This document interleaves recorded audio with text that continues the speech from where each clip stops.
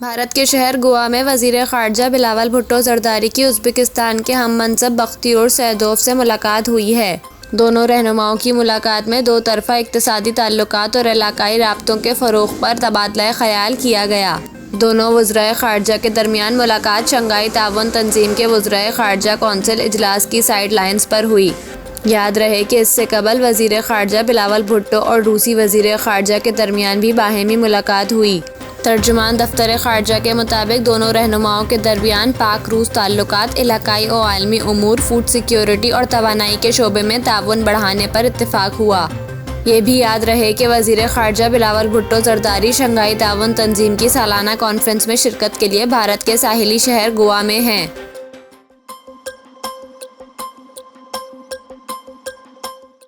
तर्जुमान दफ्तर ख़ारजा मुमताज़ ज़हरा बलोच ने वज़ीर ख़ारजा बिलावल भुट्टो से भारतीय हममनसब जयशंकर के मुसाफ़े पर रद्द-ए-अमल देते हुए कहा है कि बिलावल भुट्टो से मुसाफ़ा मामूल का रस्मी अमल था।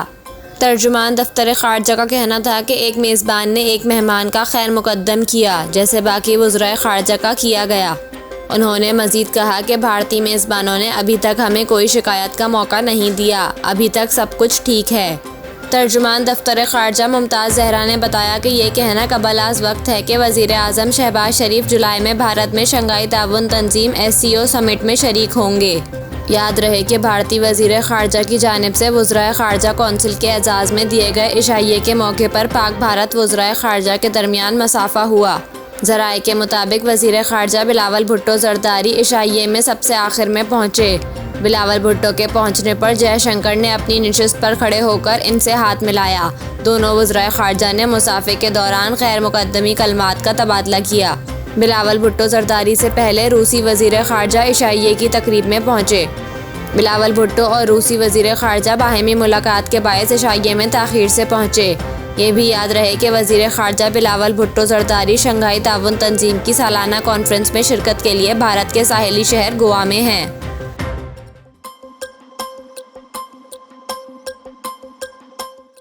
लंदन में वज़ीर आज़म शहबाज शरीफ ने मुस्लिम लीग नून के कायद और साबिक़ वज़ीर आज़म मियां नवाज शरीफ से मुलाकात की। मुलाकात के बाद मीडिया से बातचीत करते हुए वज़ीर आज़म का कहना था कि मुल्क में एक दिन इलेक्शन होने चाहिए, इसी पर पूरी कौम का इत्तेफाक है। वज़ीर आज़म शहबाज शरीफ ने कहा कि नवाज शरीफ का हौसला बुलंद है, वो जल्द पाकिस्तान तशरीफ़ लाएंगे।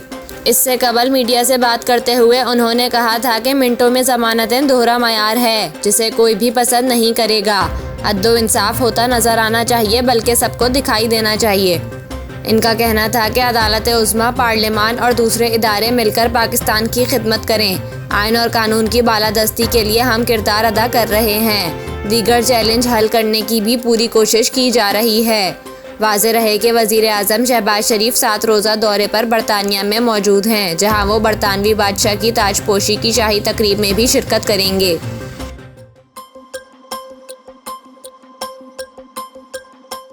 कौमी असम्बली ने सुप्रीम कोर्ट के जज जस्टिस मज़ाहिर नकवी के असासों की छानबीन का मामला पार्लियामेंट की पब्लिक अकाउंट्स कमेटी PAC को भेज दिया। पब्लिक अकाउंट्स कमेटी 15 दिन में मामले की मुकम्मल छानबीन करके रिपोर्ट पेश करेगी। मुस्लिम लीग नून के वफाकी वज़ीर अयाज सादिक ने कौमी असम्बली में ये मामला उठाया। इनका कहना था कि जस्टिस मज़ाहिर नकवी पर संगीन इल्ज़ामात हैं, उंगलियां उठ रही हैं। कौमी असम्बली को इस अहम इशू पर अपना किरदार अदा करना चाहिए। जस्टिस मज़ाहिर नकवी को अपने असासे और ज़राए आमदन बताने चाहिए। अयाज सादिक का कहना था कि मामला PAC में जाने से तहकीकात हो जाएगी और बाकी जजेस पर सवालात भी नहीं उठेंगे। PAC federal board of revenue FBR समेत दीगर इदारों से कोऑर्डिनेट कर सकेगी। जस्टिस मज़ाहिर नकवी से मुताल्लिक मामले का FBR और ऑडिटर जनरल की ज्वाइंट टीम स्पेशल ऑडिट करे। साबिक स्पीकर कौमी असम्बली का कहना था कि जस्टिस मज़ाहिर अली नकवी को बताना चाहिए कि उन्होंने 10 या 11 करोड़ का प्लॉट कैसे खरीदा, इस प्लॉट की मार्केट वैल्यू क्या है, इस पर कितना टैक्स दिया, तामीर के पैसे कहां से आए। इनका कहना था कि एक जज के खिलाफ बेशुमार मवाद इकट्ठा हो गया है। पाकिस्तान की तमाम बार काउंसिल्स और एसोसिएशंस ने रेफरेंस दायर किए। एक जज की वजह से बाकी जजेस की बदनामी हो रही है, जो अफसोसनाक और तकलीफदेह है।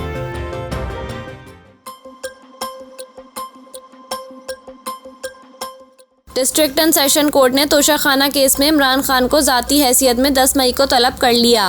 District and session court Islamabad में इमरान खान के खिलाफ तोशाखाना केस की समाअत एडिशनल सेशन जज हुमायूं दिलावर ने की।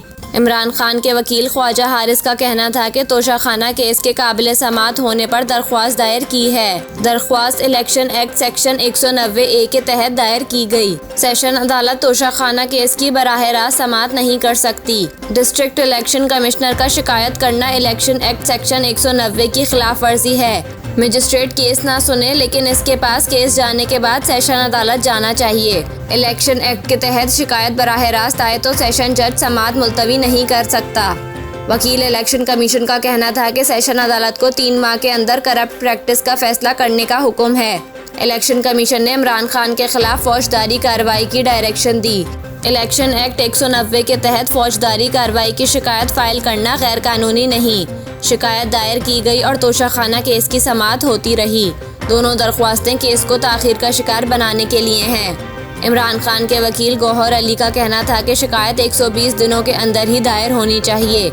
इलेक्शन कमीशन के वकील ने एतराफ़ किया कि शिकायत 120 दिन बाद दायर हुई। सोच रहा था कि 18वीं तरमीम के बाद इलेक्शन कमीशन खुद मुख्तार इदारा बनेगा। इमरान खान की दरख्वास्तों को इलेक्शन कमीशन ने गलत लिया है। डिस्ट्रिक्ट इलेक्शन कमिश्नर को तो शिकायत दायर करने का इख्तियार ही नहीं। दलाइल मुकम्मल होने के बाद अदालत ने फैसला महफूज कर लिया, जो बाद अज़ां सुना दिया गया। अदालत ने हुक्म दिया है कि इमरान खान ज़ाती हैसियत में 10 मई को पेश हों। 10 मई को इमरान खान पर फ़र्द जुर्म आयद की जाएगी। अदालत ने इमरान खान की दोनों दरख्वास्तें मुस्तरद कर दी। District and session court Islamabad में तोशाखाना केस के काबिल समाअत और दायरा इख्तियार से मुताल्लिक दरख्वास्तें दायर की गई थीं।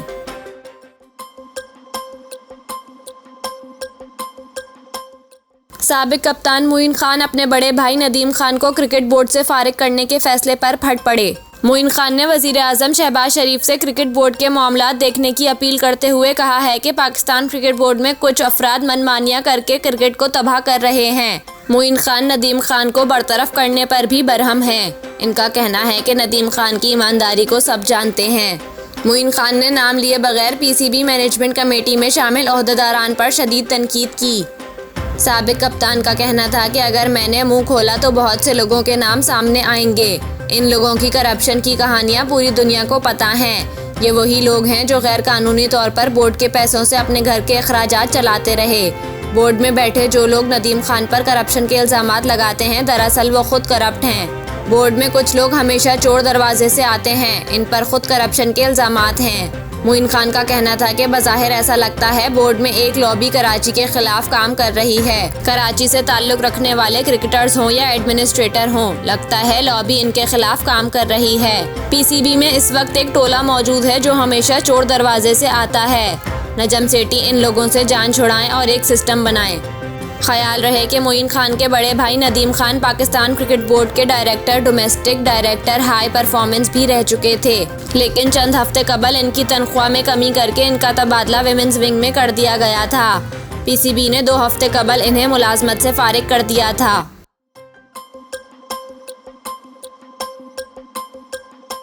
सूडान में जारी खाना जंगी से जहां वहां मौजूद गैर मुल्की अफराद को परेशानी का सामना है, वहीं इस जंग से कोला मशरूबात बनाने वाली आलमी कंपनी भी परेशान है।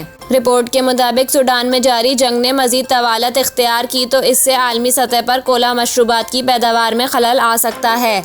इसकी वजह सूडान और इसके करीबी ममालिक में वाफिर मिकदार में पाए जाने वाली गोंद है, जो कि कीकर के दरख्तों से हासिल की जाती है। ये गोंद सॉफ्ट ड्रिंक, टॉफ़ियों और कॉस्मेटिक की तैयारी में इस्तेमाल होती है। रिपोर्ट के मुताबिक आलमी सतह पर गोंद की 70% पैदावार अफ्रीका के साहिली रीजन में होती है, जो कि सूडान के रास्ते से सप्लाई होती है। वाज़ेह रहे कि सूडान में फ़ौज और पैरामिलिट्री फोर्सेस के दरमियान 15 अप्रैल से जारी लड़ाई में अब तक 500 से ज़ायद अफराद हलाक और 4000 से ज़ायद ज़ख्मी हो चुके हैं। अक़वाम मुत्तहिदा का कहना है कि सूडान से अब तक 45,000 अफराद नकल मकानी कर चुके हैं, जबकि खदशा ज़ाहिर किया गया कि लड़ाई जारी रही तो 2,70,000 अफराद मुल्क छोड़ सकते हैं।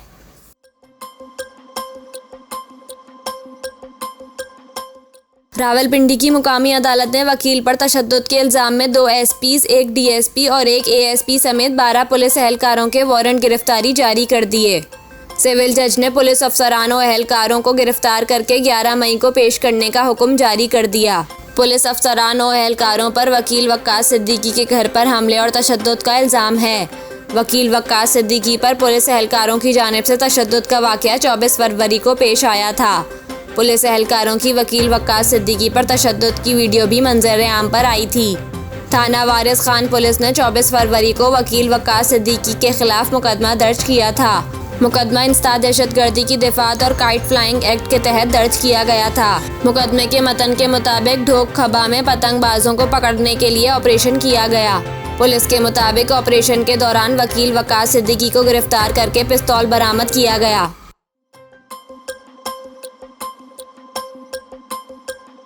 पंजाब के मुख्तलिफ शहरों में आंधी, तेज़ बारिश और सालाबारी हुई। लाहौर में होने वाली बारिश के नतीजे में पंजाब यूनिवर्सिटी की दीवार का एक हिस्सा गिर गया, जबकि मुख्तलिफ इलाकों में आने वाली आंधी के बायस दरख्त भी उखड़ गए। जिन्ना अस्पताल से गार्डन टाउन जाने वाली सड़क की एक लेन ट्रैफिक के लिए बंद की गई। लेस्को रीजन के 160 फीडर से बिजली की सप्लाई आर्जी तौर पर मुअत्तल हो गई है। पतौकी शहर और गिरदो नवा में भी तेज़ हवाओं और गरज चमक के साथ बारिश हुई, जिससे मुत्तहिद फीडर ट्रिप कर गए। महकमा मौसमियात के मुताबिक पंजाब में आज शाम तक तेज़ हवाओं के साथ मजीद बारिश का इम्कान है। बारिश का एक और ताकतवर सिस्टम शुमाल मशरकी बलूचिस्तान में दाखिल हुआ है। कई इलाकों में मूसलाधार बारिश और शदीद सालाबारी हुई है, जिसके नतीजे में गाड़ियों के शीशे और सोलर पैनल टूट गए। बादाम और खुबानी के सैकड़ों दरख्त उखड़ गए, जबकि गंदम की तैयार फसलें तबाह हो गईं।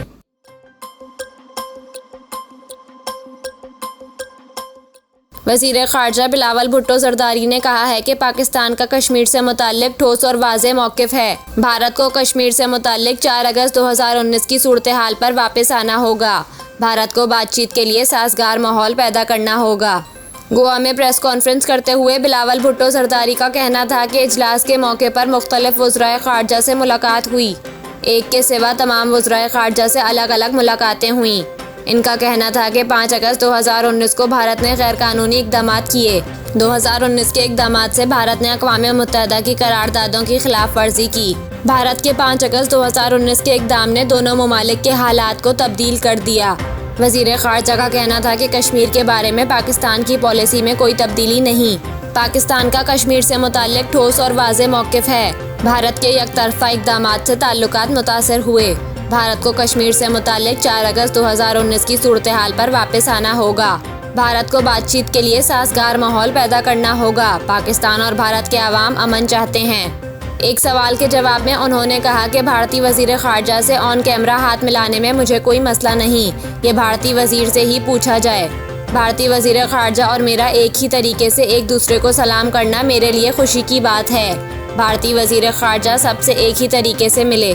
खेलों से मुताल्लिक सवाल पर वज़ीर ख़ारजा का कहना था कि मैंने कोशिश की, हमारी ब्लाइंड क्रिकेट टीम को भारत जाना था, लेकिन इनको वीज़ा नहीं दिया गया।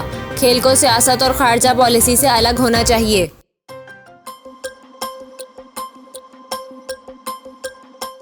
भारतीय वज़ीर ख़ारजा जयशंकर ने कहा है कि दहशतगर्दी के खिलाफ लड़ाई SCO का अहम मैंडेट है। शंघाई ताउन तंजीम वज़राए ख़ारजा इजलास से इफ्तिताही खिताब में भारतीय वज़ीर ख़ारजा जयशंकर ने कहा, इस बात पर यकीन रखते हैं कि दहशतगर्दी का कोई जवाब पेश नहीं किया जा सकता। उन्होंने कहा कि SCO के रुकन ममालिक को याद रखना चाहिए कि दहशतगर्दी के खिलाफ लड़ाई तंजीम का एक अहम मैंडेट है। भारतीय वज़ीर ख़ारजा जयशंकर ने रुकन ममालिक से अंग्रेज़ी को SCO की तीसरी बाज़ाब्ता ज़बान करार दिए जाने की हिमायत करने का मुतालबा किया। उन्होंने कहा कि SCO में इस्लाहात और जदीदकारी के मसाइल पर बातचीत शुरू हो चुकी है।